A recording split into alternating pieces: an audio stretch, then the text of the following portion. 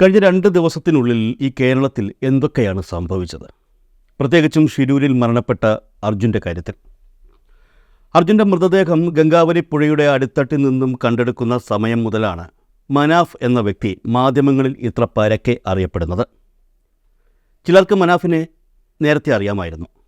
എന്നാൽ സാധാരണക്കാരായ ജനങ്ങൾ അപ്പോഴാണ് മനാഫിനെക്കുറിച്ച് അറിഞ്ഞത്. ഈ ഒരു കാര്യം വാർത്തയായപ്പോഴാണ് അത് സംഭവിച്ചത്. അർജുൻ ഓടിച്ചിരുന്ന ലോറിയുടെ ഉടമ മനാഫ് അർജുനെ കാണാതായ ദിവസം മുതൽ ഈ സമയം വരെ, അതായത് അർജുൻ്റെ മൃതദേഹം കണ്ടെടുക്കുന്ന സമയം വരെ അപകടം നടന്ന സ്ഥലത്ത് തന്നെ ഉണ്ടായിരുന്നു എന്ന വിവരം. ഇടയ്ക്കിടെ മാധ്യമങ്ങളിലൂടെ ഇക്കാര്യങ്ങൾ പറഞ്ഞിരുന്നു എങ്കിലും സാധാരണക്കാർ ഒന്നും അത് ശ്രദ്ധിച്ചിരുന്നില്ല. പക്ഷേ മൃതദേഹം കണ്ടെടുത്തതിന് പിന്നാലെ മനാഫ് എന്ന വ്യക്തി ഒരു ഒറ്റയാനായി ഉയർന്നു വരികയായിരുന്നു. മനാഫിൻ്റെ ലോറിയാണ് നദിയുടെ അടിത്തട്ടിലേക്ക് പോയതെങ്കിലും അതല്ലായിരുന്നു അദ്ദേഹത്തിൻ്റെ പ്രശ്നം. കാണാതായ അർജുൻ എന്ന് പറയുന്ന വ്യക്തിയായിരുന്നു. ജീവനോടെയോ അല്ലാതെയോ അർജുനെ വീട്ടിലെത്തിക്കുമെന്ന് മനസ്സുകൊണ്ട് മനാഫ് ഉറപ്പിച്ചിരുന്നു. കർണാടക അധികൃതരുടെ ഭാഗത്തു നിന്നും ശാരീരിക മർദ്ദനങ്ങൾ ഉൾപ്പെടെയുള്ളവ ഏറ്റിട്ടും ആ ഉറപ്പിൻ്റെ പേരിലാണ് മനാഫ് അവിടെ തന്നെ തുടർന്നത്. ഒടുവിൽ അർജുൻ്റെ മൃതദേഹം കണ്ടെടുത്ത് നാട്ടിലേക്ക് കൊണ്ടുവരുമ്പോഴും മനാഫ് അതിനൊപ്പം ഉണ്ടായിരുന്നു. അർജുൻ്റെ കുടുംബത്തിന് ഇനിയുള്ള കാലം എന്താവശ്യമുണ്ടെങ്കിലും താൻ ഉണ്ടാകുമെന്ന് പ്രഖ്യാപിക്കുകയും മനാഫ് ചെയ്തിരുന്നു. എന്നാൽ തുടർന്ന് 2 ദിവസത്തിനുള്ളിൽ കാര്യങ്ങൾ ആകെ മാറി മറിഞ്ഞു. ഒരിക്കലും പിരിയില്ലെന്ന് കരുതിയ 2 കുടുംബങ്ങൾ, അതായത് മനാഫും അർജുൻ്റെ കുടുംബവും പിരിഞ്ഞതുപോലെയായി.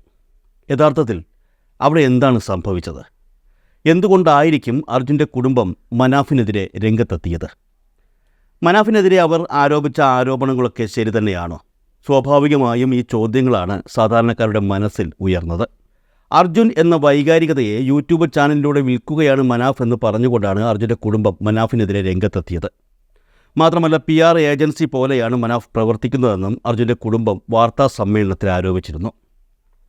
കുടുംബത്തെക്കുറിച്ച് അസത്യം പ്രചരിപ്പിക്കുന്നുവെന്നും പലയിടങ്ങളിൽ നിന്നും അർജുൻ്റെ പേരിൽ ഫണ്ട് സ്വരൂപിക്കുന്നുവെന്നും അർജുൻ്റെ സഹോദരി ഭർത്താവ് ജിതിനും അർജുൻ്റെ സഹോദരൻ അഭിജിത്തുമാണ് ആരോപിച്ചത്.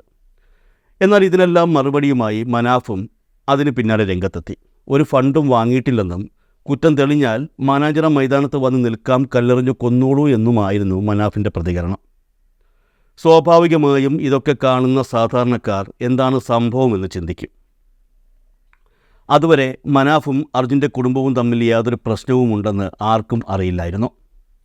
എന്നാൽ കഴിഞ്ഞ ദിവസം ഉയർന്ന ഈ ആരോപണങ്ങൾ കേൾക്കുമ്പോൾ ഇവർക്കിടയിൽ എന്താണ് സംഭവിച്ചത് എന്നാണ് പലരും ചിന്തിച്ചത്.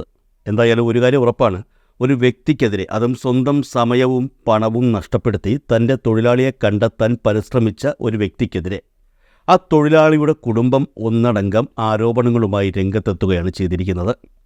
ആ വ്യക്തിയെ തന്നെ, അതായത് മനാഫിനെ തന്നെ ലക്ഷ്യമിട്ടുകൊണ്ടാണ് ആരോപണങ്ങൾ ആ കുടുംബം ഉന്നയിച്ചത്.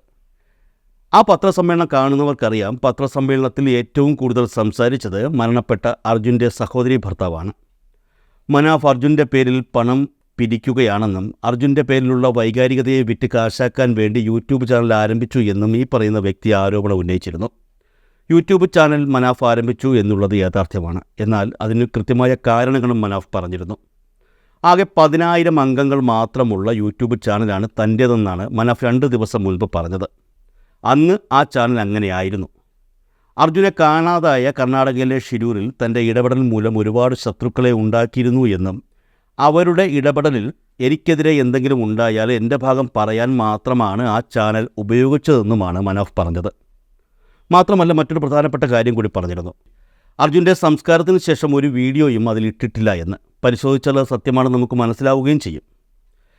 എന്നാൽ ഇപ്പോൾ അതാണോ സ്ഥിതി? മനാഫിൻ്റെ യൂട്യൂബ് ചാനലിൻ്റെ സബ്സ്ക്രിപ്ഷൻ 3,82,000 കഴിഞ്ഞു. വീഡിയോകൾക്ക് ആവശ്യത്തിലേറെ റീച്ചും ലഭിച്ചു. ആ വാർത്താ സമ്മേളനം നടക്കുന്നത് വരെ മനാഫിൻ്റെ യൂട്യൂബ് ചാനൽ മോണിറ്റൈസ് ആയിട്ടില്ലായിരുന്നു. അതായത് അതുവരെ അതിൽ നിന്നും സാമ്പത്തിക വരുമാനം ലഭിച്ചിട്ടില്ല. എന്നാൽ ഇപ്പോൾ കാര്യങ്ങൾ മുഴുവൻ മാറി. അർജുൻ്റെ കുടുംബം മനാഫിനെതിരെ വാർത്താ സമ്മേളനം നടത്തിയതിന് പിന്നാലെ 1-2 കാര്യങ്ങൾ സംഭവിച്ചു. നമ്മൾ നേരത്തെ പറഞ്ഞതുപോലെ മനാഫിൻ്റെ യൂട്യൂബ് ചാനൽ വരുമാനം നൽകി തുടങ്ങി. ഒരു യൂട്യൂബർക്ക് ആദ്യമായി യൂട്യൂബ് നൽകുന്ന സിൽവർ പ്ലേ ബട്ടണും മനാഫ് അർഹനായി.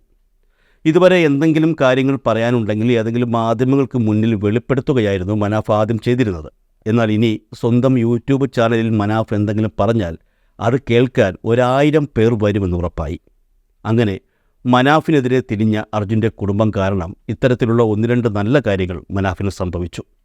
പക്ഷേ ഇതൊന്നും മനാഫ് ആഗ്രഹിച്ചിരുന്നില്ല എന്നുള്ളതാണ് യാഥാർത്ഥ്യം. കാരണം ഒരു യൂട്യൂബ് ചാനൽ എങ്ങനെ നിർമ്മിക്കണമെന്നോ എങ്ങനെ കൊണ്ടുപോകണമെന്നോ അറിയാത്തൊരു വ്യക്തിയാണ് താനെന്ന് മനാഫ് തന്നെ പറഞ്ഞിരുന്നു. എന്തായാലും അവിചാരിതമായി അതെല്ലാം സംഭവിച്ചു കഴിഞ്ഞു. അർജുൻ്റെ മൃതദേഹം കണ്ടെത്തുകയും തുടർന്ന് സമൂഹ മാധ്യമങ്ങളിൽ മനാഫിന് അനുകൂലമായി ഒരു വികാരം രൂപപ്പെടുകയും ചെയ്തതോടെ ഏറ്റവും കൂടുതൽ അസ്വസ്ഥരായത് ആരാണ്? എതിരെ നിൽക്കുന്ന വ്യക്തിയുടെ മതവും ജാതിയും നോക്കി തെറ്റും കുറ്റങ്ങളും ശരിയും കണ്ടുപിടിക്കുന്ന ചില സംഘടനയിൽപ്പെട്ട വ്യക്തികളാണ്. അതൊരു മതത്തെ മാത്രം ചൂണ്ടിക്കാട്ടി പറയുന്നതല്ല, എല്ലാ മതത്തിലും ഇത്തരക്കാരുണ്ട്. മതം തലയ്ക്ക് പിടിച്ച വ്യക്തികളെ മതം നോക്കി വിലയിരുത്തുന്നവർ എല്ലാ മതങ്ങളിലുമുണ്ട്. അർജുൻ്റെ മൃതദേഹം കണ്ടെത്തിയതിന് പിന്നാലെ മനാഫിനെതിരെ സംഘപരിവാർ രംഗത്ത് വന്നു എന്നുള്ളത് യാഥാർത്ഥ്യമാണ്. മൃതദേഹം കണ്ടെത്തുന്നതിന് മുൻപ് തന്നെ മനാഫിനെതിരെ വലിയ രീതിയിൽ വർഗീയ ധ്രുവീകരണം നടന്നിരുന്നു. കള്ളത്തടിയും സ്വർണവും ഒക്കെ കടത്തുന്ന വ്യക്തിയാണ് മനാഫ് എന്ന രീതിയിൽ പ്രചരണങ്ങൾ പല സ്ഥലത്തും നടന്നിരുന്നു. മാത്രമല്ല അർജുനെയും ലോറിയെയും മനാഫ് ഒളിപ്പിച്ചതാണെന്നും ചിലർ പറഞ്ഞു വരുത്തി. ഈ പറഞ്ഞു വരത്താൻ വേണ്ടി ഇത്തരക്കാർ ഏറ്റവും കൂടുതൽ ആശ്രയിച്ചത് സമൂഹ മാധ്യമങ്ങളെ തന്നെയാണ്. അർജുൻ്റെ മൃതദേഹം ലഭിക്കുകയും മനാഫ് മാധ്യമങ്ങളിൽ ശ്രദ്ധാകേന്ദ്രമാവുകയും ചെയ്തതോടെ നീക്കങ്ങൾ അവർ വേറൊരു തരത്തിലാക്കി. അതിനെ പ്രതിരോധിച്ച് എതിരാളികളും രംഗത്തിറങ്ങിയതോടെ അർജുൻ വിഷയം യഥാർത്ഥത്തിലൊരു വർഗീയ വിഷയമായി മാറുകയായിരുന്നു.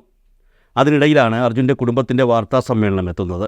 എന്തായാലും വാർത്താ സമ്മേളനം നടത്താൻ അർജുൻ്റെ കുടുംബത്തിന് ഏതൊക്കെയോ രീതിയിൽ പ്രേരണകൾ ഉണ്ടായെന്ന് തന്നെയാണ് വിശ്വസിക്കപ്പെടുന്നത്. അല്ലെങ്കിൽ ഇത്രയും ആത്മാർത്ഥമായി കൂടെ നിൽക്കുകയും അർജുൻ്റെ കാര്യത്തിനു വേണ്ടി രണ്ടും കൽപ്പിച്ച് ഇറങ്ങുകയും ചെയ്ത ഒരു വ്യക്തിക്കെതിരെ ആ കുടുംബം ഒരുമിച്ച് രംഗത്തെത്തത്തില്ല. ഇവിടെ ശ്രദ്ധിക്കേണ്ട മറ്റൊരു സംഗതിയുണ്ട്. സംഘപരിവാർ അനുകൂലിയായി സമൂഹ മാധ്യമങ്ങളിൽ അറിയപ്പെടുന്ന ഒരു നിരീക്ഷകൻ അർജുൻ്റെ കുടുംബത്തിൻ്റെ വാർത്താ സമ്മേളനം പുറത്തു വന്നതിന് പിന്നാലെ പ്രതികരണവുമായി രംഗത്തെത്തിയിരുന്നു. മനാഫ് തിരച്ചിൽ വൈകിപ്പിച്ചു എന്ന രീതിയിൽ അർത്ഥം വരുന്ന ആരോപണങ്ങളാണ് അയാൾ ഉന്നയിച്ചത്. അതെന്തോ ആയിക്കോട്ടെ, പറഞ്ഞു വരുന്നത് ഇതാണ്: വളരെ പ്ലാനിങ്ങോടെയുള്ള നീക്കങ്ങളായിരുന്നു സംഘപരിവാറിൻ്റെ ഭാഗത്തു നിന്നും ഇതുമായി ബന്ധപ്പെട്ടുണ്ടായതെന്ന് ഉറപ്പാണ്. അല്ലെങ്കിൽ ഇത്രത്തോളം സംഘടിതമായ രീതിയിൽ സമൂഹ മാധ്യമങ്ങളിലൂടെ അവർ മനാഫിനെതിരെ രംഗത്തെത്തില്ലായിരുന്നു. പലതും ആരോപണങ്ങൾ മാത്രമായിരുന്നു, നുണയിൽ പൊതിഞ്ഞ ആരോപണങ്ങൾ. എതിരെ നിൽക്കുന്നയാളെ പ്രകോപിതനാക്കുക എന്ന ഉദ്ദേശവും ഇത്തരം ആരോപണങ്ങൾക്കുണ്ടായിരുന്നു എന്ന് വേണം കരുതാൻ. എന്തായാലും കാര്യങ്ങൾ അവർ വിചാരിച്ചതുപോലെ നടന്നു. ആരുടെയെങ്കിലും സമ്മർദ്ദം കൊണ്ടാണോ അല്ലെങ്കിൽ അവരുടെ തന്നെ ആഗ്രഹം കൊണ്ടാണോ എന്നറിയില്ല, കുടുംബം പത്രസമ്മേളനം നടത്തി. അതുവരെ എല്ലാ കാര്യത്തിനും മുന്നിൽ നിന്ന മനാഫിനെ നന്നായി തള്ളിപ്പറയുകയും ചെയ്തു. ഇവർ തിരച്ചിൽ നിർത്തിയാൽ ഞാൻ സുപ്രീം കോടതിയിൽ പോകും, കോഴിക്കോട്ട് പത്രസമ്മേളനം വിളിക്കും, പുഴയ്ക്കടിയിൽ വാഹനങ്ങളുടെ ഭാഗങ്ങളും ഇലക്ട്രിക് ടവറുകളും കിടപ്പുണ്ട്, പുഴയുടെ സ്വാഭാവികതയെ അത് തകർക്കുമെന്ന് കാട്ടി ദേശീയ ഹരിത ട്രൈബ്യൂണലിന് പരാതി നൽകും, അവരത് നീക്കം ചെയ്യാൻ ഉത്തരവിടും. 71 ദിവസം ഗംഗാവലി പുഴയുടെ തീരത്തുണ്ടായിരുന്ന മനാഫ് ഇടയ്ക്കിടയ്ക്ക് പറഞ്ഞ വാക്കുകളാണിത്. ഇക്കാലയളവിൽ അർജുനെ കണ്ടെത്തുന്നതിന് തന്നാൽ സാധ്യമായതെല്ലാം അയാൾ ചെയ്തിരുന്നു. അർജുൻ്റെ ഒടുവിലത്തെ ഉറക്കം എന്നേക്കുമായി ഗംഗാവലിയുടെ അടിത്തട്ടിൽ ആകരുത് എന്ന് അയാൾക്ക് ആഗ്രഹമുണ്ടായിരുന്നു. ഒടുവിൽ നന്ദി പ്രതീക്ഷിച്ചല്ല താൻ ഒന്നും ചെയ്തതെന്ന് തുറന്നു പറയാനും മനാഫ് തയ്യാറായി. വെളുക്കുന്നതുവരെ വെള്ളം കോരിയ ശേഷം ആ വെള്ളം നിറച്ച കലം ഇട്ടുറയ്ക്കുക എന്നൊരു പഴമൊഴിയുണ്ട്. അതുതന്നെയാണ് ഇവിടെ സംഭവിച്ചിരിക്കുന്നത്. എന്തായാലും കഴിഞ്ഞ ദിവസം വരെ മനാഫിൻ്റെ യൂട്യൂബ് ചാനലിനെക്കുറിച്ച് ആർക്കും അറിയില്ലായിരുന്നു. ഇപ്പോൾ മലയാളികൾക്കിടയിൽ അത് പ്രശസ്തമായി മാറി. അതിന് കാരണമായത് ഒരൊറ്റ പത്രസമ്മേളനമാണ്. ഈ പത്രസമ്മേളനത്തിനൊക്കെ ഇത്ര പവറാണെന്ന് മനസ്സിലായത് കഴിഞ്ഞ ദിവസമാണ്.